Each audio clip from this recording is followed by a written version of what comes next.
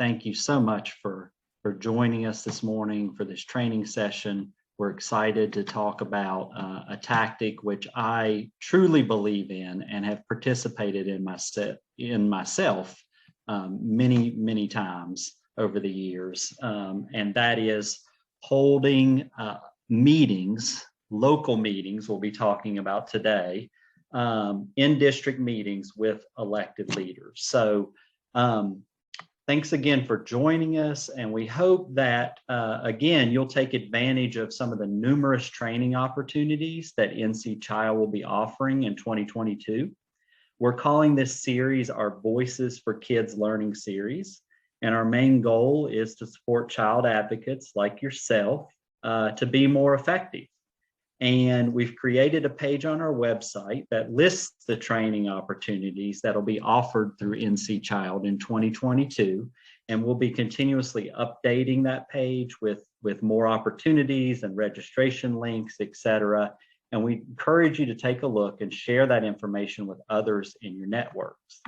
Again, we are recording today's training sessions, and we'll also be sharing the information and materials via email after the training.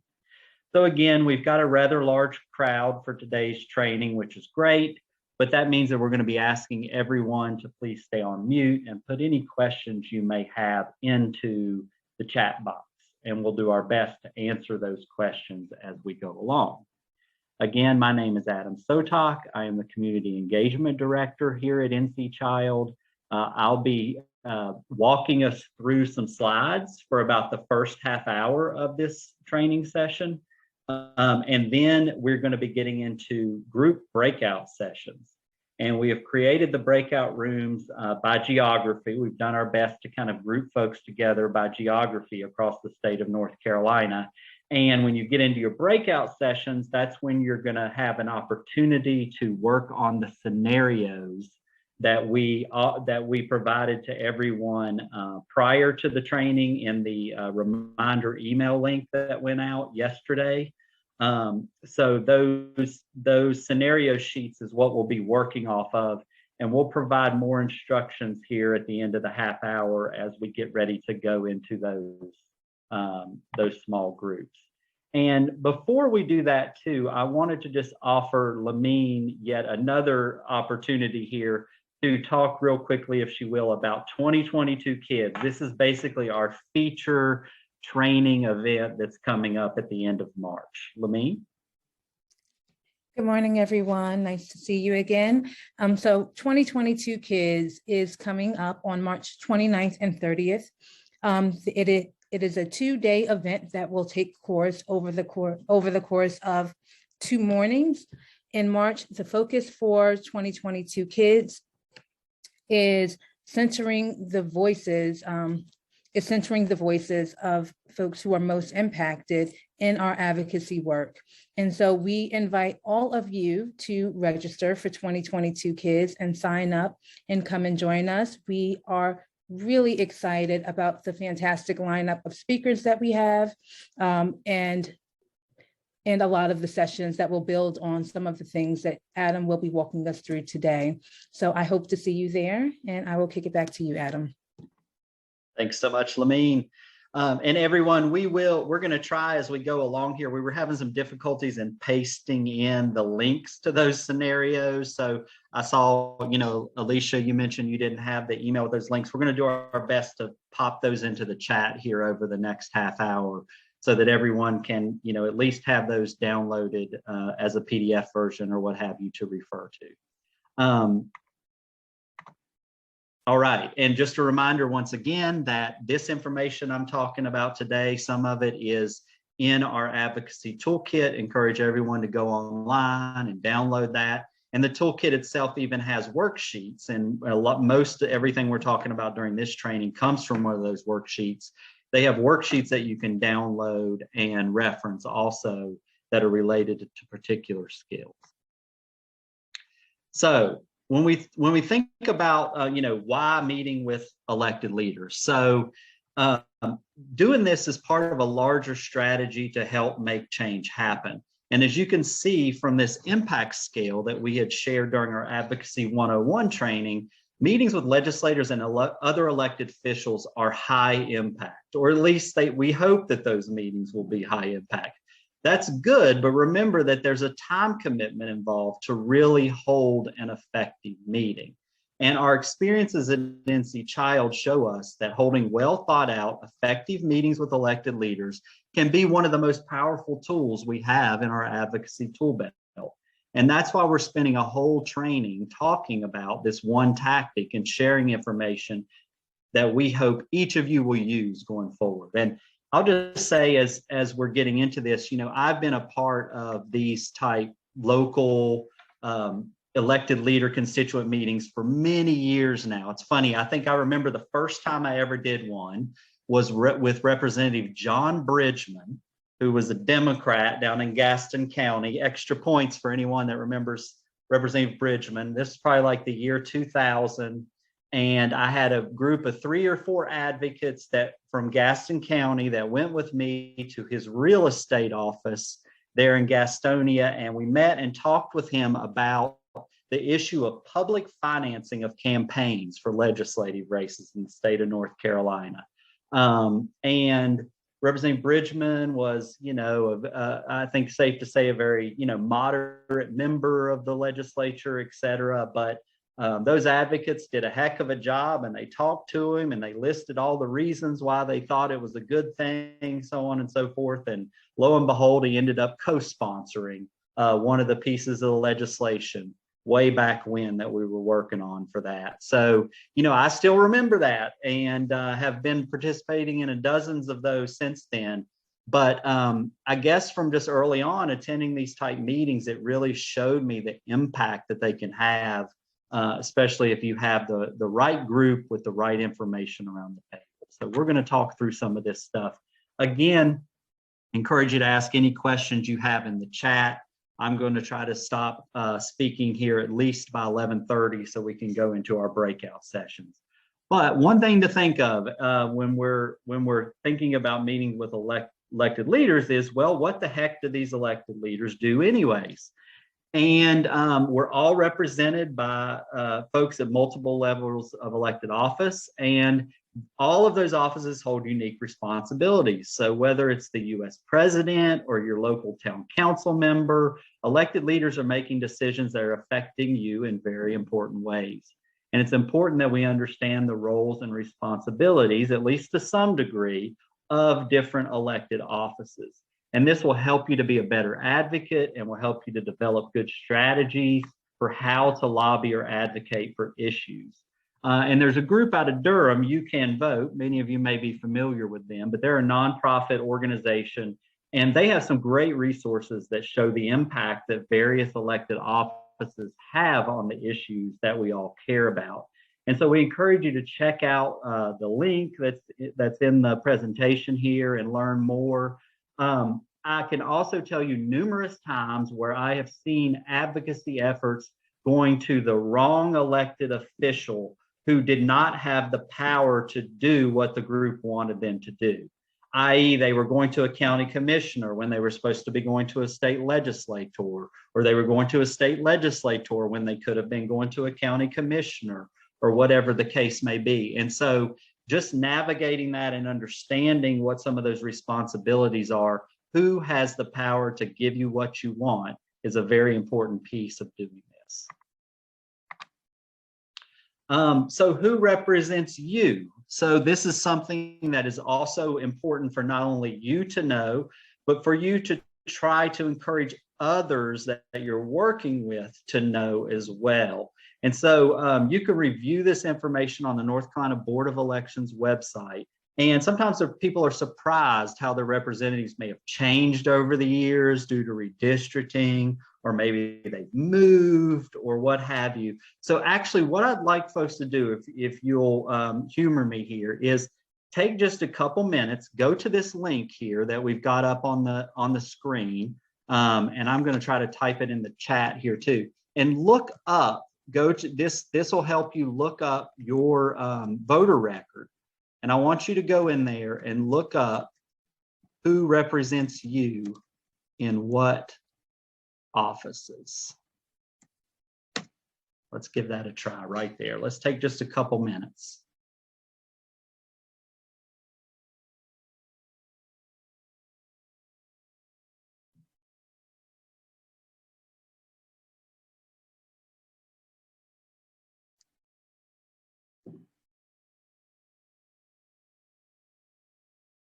By the way, folks, some folks don't know that this is all public record. I can know, if you're registered to vote or not, how often you vote, where your voting location is, etc. But it's not public record on who anyone voted for. That's private information.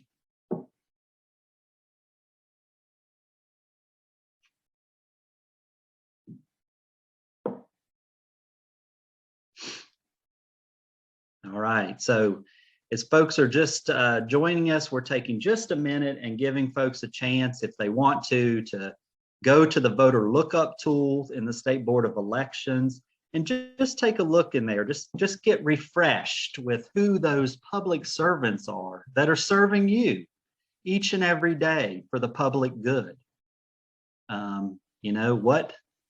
What judicial district are you in? What city council ward, if that's your situation, are you in? What state legislative districts? And who are those folks? Those are all important things that we need to know and understand. So I'm gonna move on, but before I do that, in the chat, anybody find out anything interesting or something you didn't know?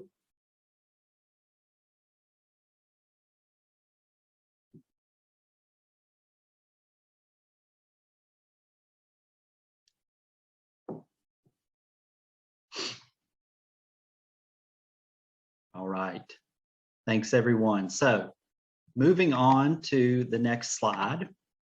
The other thing, just as a review from the first session as well, this meeting is talking about effective meetings for elected leaders in any office, but we oftentimes focus on the North Carolina General Assembly because a lot of our advocacy efforts, and I know a lot of yours are too, are focused on the state level. And so, it's just really important, again, to review who those elected leaders are. And so just as a review, all North Carolina residents have one North Carolina House representative member and one North Carolina state senator who represents them in Raleigh. So that's kind of the lay of the land, and we discussed that during the last session as well. And we're going to be talking about having meetings in district with elected leaders today. But I will also say that going to Raleigh, going to Washington D.C., as some of you may have done, can also be an effective way to meet and talk with your elected leaders. And this can be educational to you and other advocates too, because you'll gain greater insight on how the General Assembly works on a day-to-day basis. And it's also a way that you can certainly show how committed you and other advocates are for a particular issue.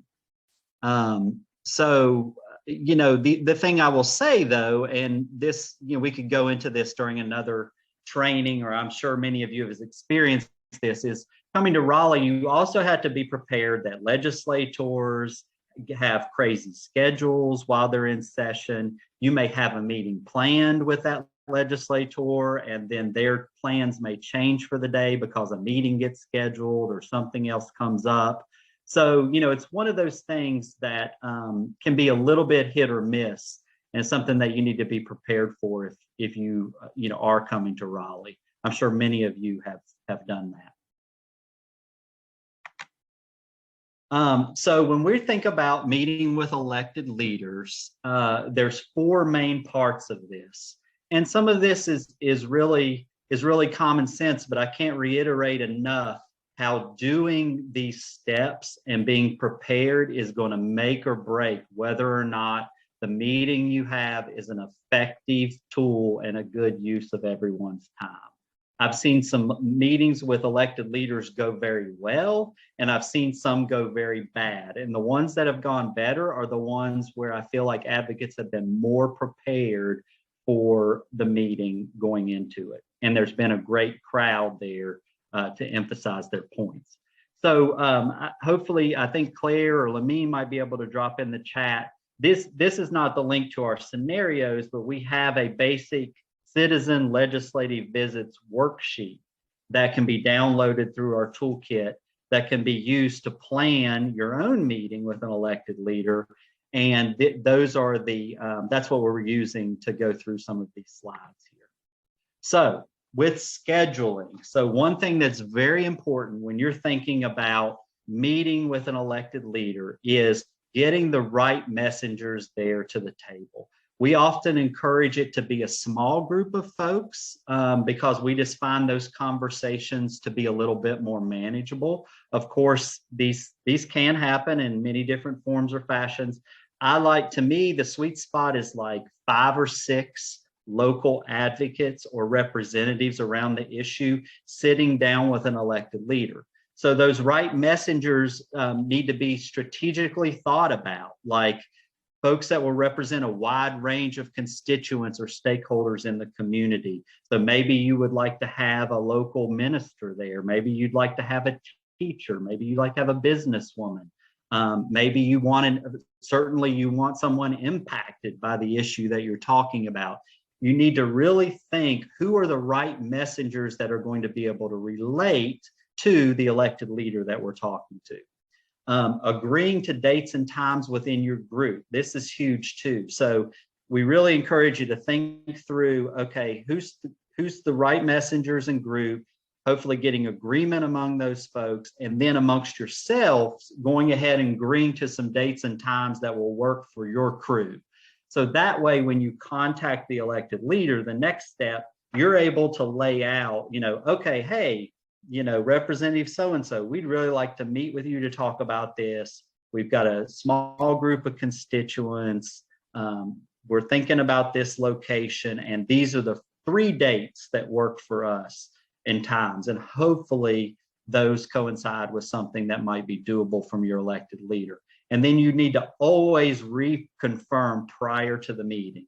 Maybe if you're scheduling a meeting and it's a month out, then, a week prior to that meeting, reconfirm. Even the day before that meeting, reconfirm, so that you can make sure everyone is on the same page. As my home phone rings in the background. And I will say on this step too, and I'm sure many of you have run into this takes some negotiation. Like you might have to go back and forth between the elected leader or their office, or you might, and have to go back to your group. And a lot of times I see groups get hung up on this. They can never get past the scheduling bug because they call the elected leader and they're like, no, sorry, none of those dates or times work. And so then to take it to that next step and really make it happen can be some work. So don't underestimate there. Prepare for the meeting, do your homework. And so this is super important as well, because you want to come into the meeting with a plan and as much information as you can have. So you want to have an understanding of like, what committees are they on, whether they're, at the state level, at the county level, if they're in, on special committees, et cetera. What issues are important to them? Do some background research, find out what makes them tick. What are they passionate about? What did they get into public service about? What's their voting record? That can be helpful to look at. How have they voted on certain things pertaining to this? And last but not least, and Fawn put this reminder in, what can you thank them for? What's one thing or a few things you can find common ground around to maybe say, hey, and thanks, I appreciate how you, voted on this issue, or how you're working on this or that. That can always be helpful. And I will say that sometimes it's hard to find common ground, but you can find it, and we need to strive to do that. So there's a question in the chat, how far in advance should you schedule your meeting? I like to give it, I think a sweet spot is around 3 weeks or so. I mean, that's just a general, and, because if you do it, sometimes if you do it too far in advance, so much changes in a matter of 2 months or what have you, not only with with schedules, but also with the issue that you're working on. Sometimes I like to work on that sort of like thinking about 3 weeks out type time frame, getting in touch with the elected leader's office like right away, trying to throw out some of those dates and make it happen. And it gives you a little time to be prepared too. So that's just a time frame I like to think about. More on preparation, making sure your group is on the same page. So you need to make sure that, and I've had this happen more than once, where there's been a group of folks going in to meet with an elected leader, and in general, we think we're all on the same page on an issue. But lo and behold, you get into the conversation, and somebody within your group kind of goes off script and starts saying that they might support something that the other members of your group don't, or it really gets the meeting off track from the purpose that you want to be there. So you want to make sure in advance, certainly, that folks are on the same page. You want to make sure that you've got a specific ask. What is it specifically you are asking of this elected leader? And you don't want to leave that meeting without having had that ask happen. What are your main points and who will make them? This is also very important. And it goes along with the last thing here of who's the captain of the meeting. You don't want to go into your half-hour scheduled meeting. And I'll say too, I think half an hour is the most you should really allot or think time that you're going to get with an elected leader. Maybe you can have more. Again, I've had meetings with elected leaders. I remember a 2-hour meeting I had with Senator Fern Schubert in Marshville, North Carolina, many years ago. And I've had meetings that we thought were going to be 30 minutes and they lasted 4. But I don't like to think that it's going to last any more than half an hour. But you need to, within your group, be thinking about who's going to make what points. You're going to lay out the case and who can do that, who's going to be doing the ask, and who's kind of the captain, who's going to wrangle it back in when things, a lot of times, conversations can go sideways. And in some ways, it's like, oh yeah, our kids played baseball together and blah, and can you believe what happened in that American Legion game and blah, blah, blah. I mean, that's all well and good, but you need to have a captain of the meeting that's bringing it back to the task at hand.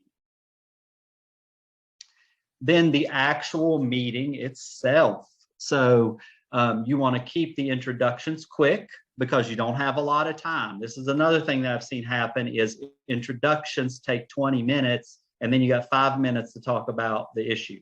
Introductions need to be quick and you need to get down to it. State the issue and explore concerns. So you want to be able to lay out the issue as you know that you're supporting and why you think it's important, and hear back from that legislator, from that elected leader. What are some of their concerns? What are they thinking, et cetera? And then ultimately you want to get to the ask. Another thing that you want to have in mind is, who supports this and who's opposed to this.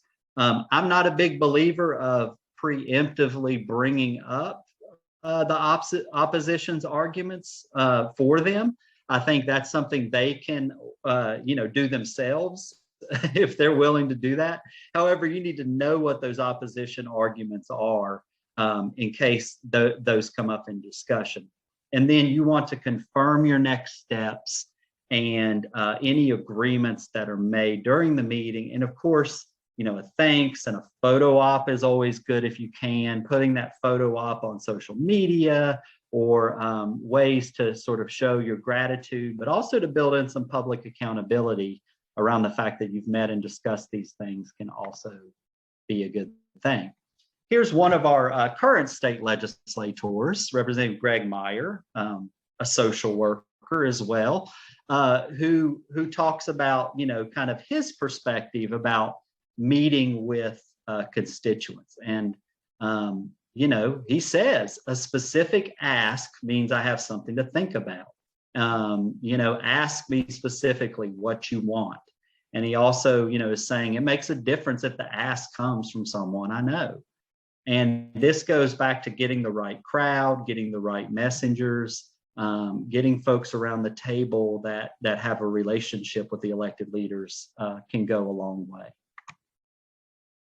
After the meeting, this is important to think about as well.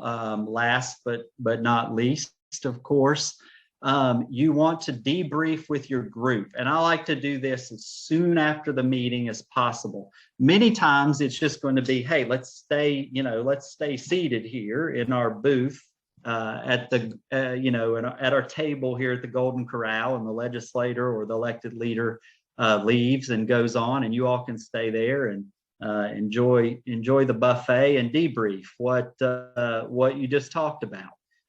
You can complete any you need to complete any follow-up tasks, do those sooner rather than later.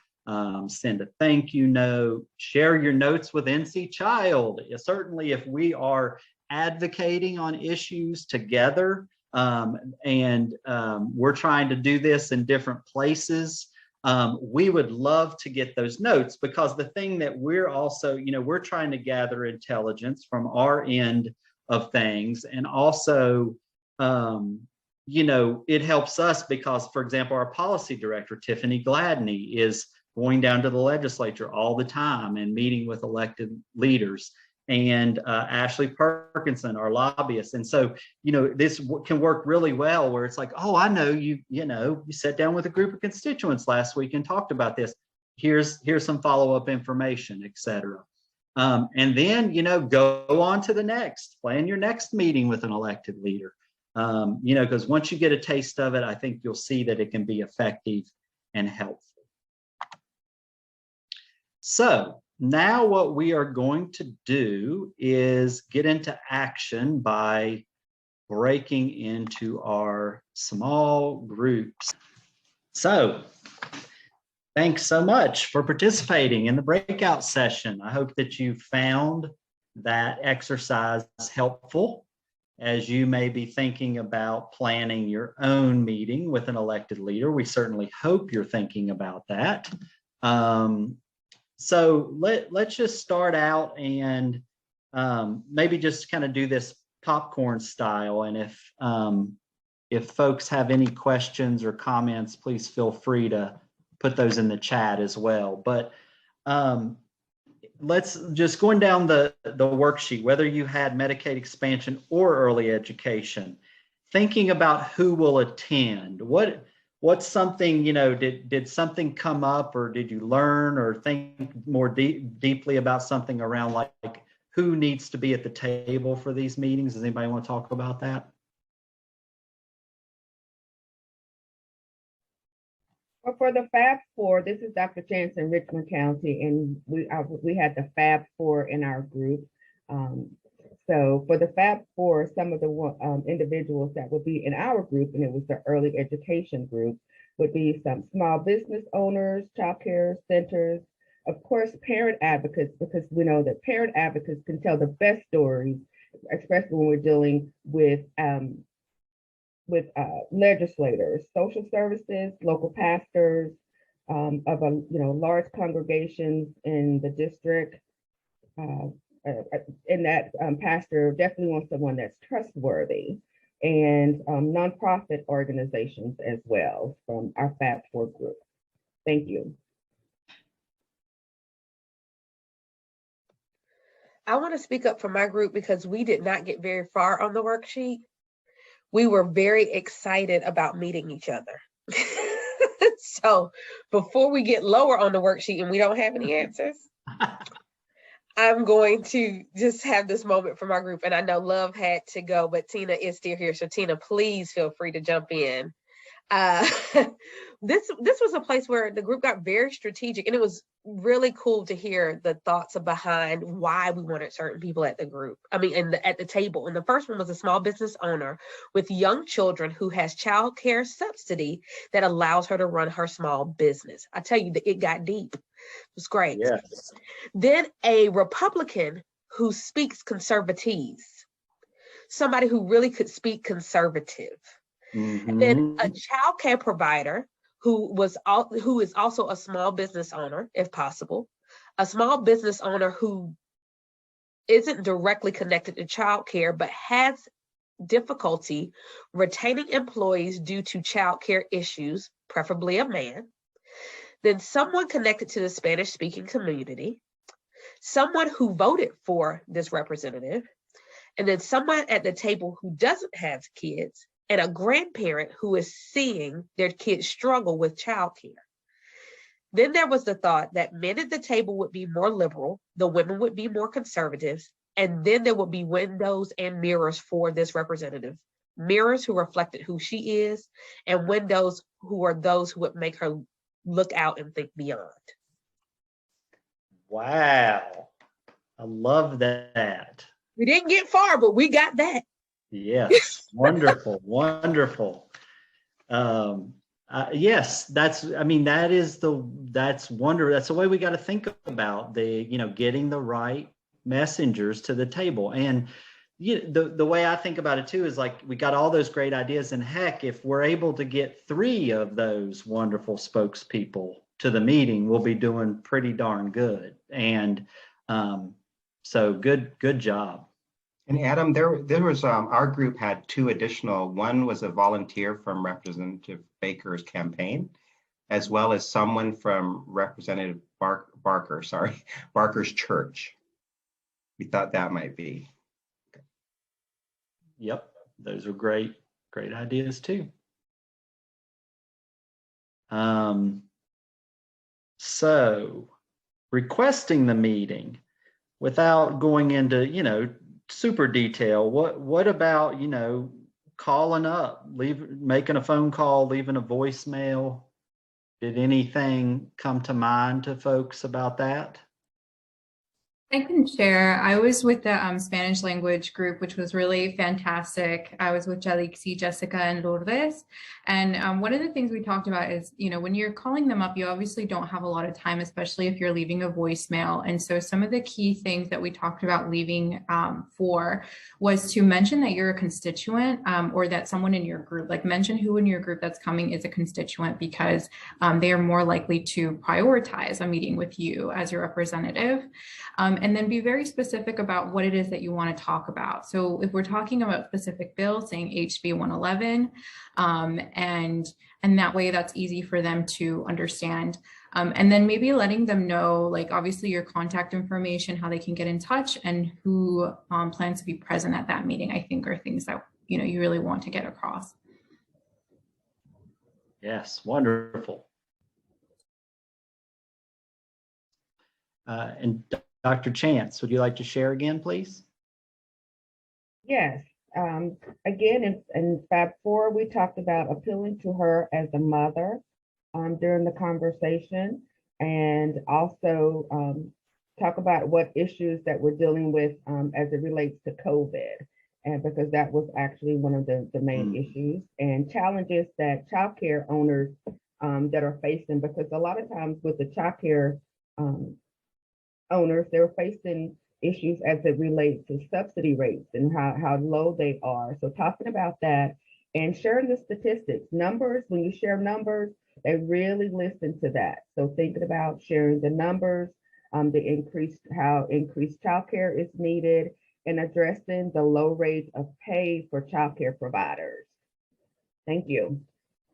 Oh, thank you. Yes, wonderful points. Well, thinking about, so you got your meeting time, date, location set up, you're preparing for your meeting, that section. Thinking about the issue, their concerns. How about roles? Did folks talk about, I must say, I feel like this is hugely important in these meetings. So did you all talk about the roles, and what were some of the things that were said about that? Yes, our group talked about having a spokesperson / facilitator, having each person share their personal interest or story if it applied to the topic, having a note taker, of course, to be sure that you captured everything that was discussed. And then we had a comment that state and county funds leveraged together to get great financial return or revenue when parents can work and pay for income taxes was one of the roles that we thought would bring some leverage to the meeting. We also mentioned someone there to talk in numbers, to say, to give the data and facts. And so sometimes numbers well, not sometimes, oftentimes numbers can really kind of hone in the importance and the value of the need and the ask.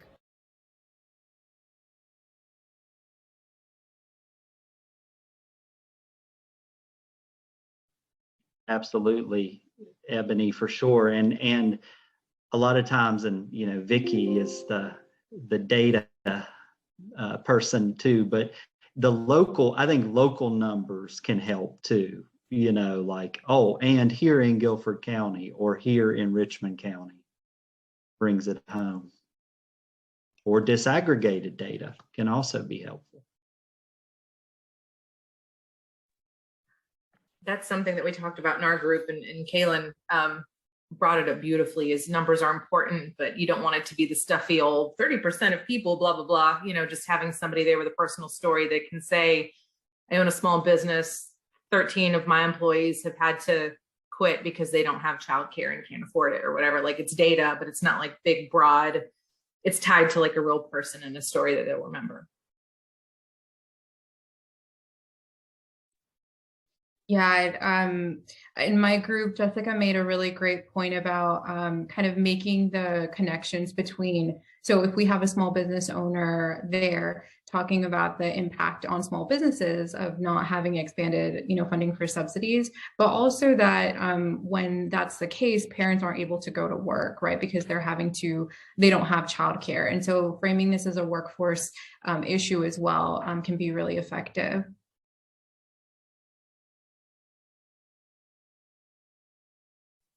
Absolutely. And that all, of course, ties into to the background on what you may know about the elected leader and their history and what arguments might work better, for lack of a better term.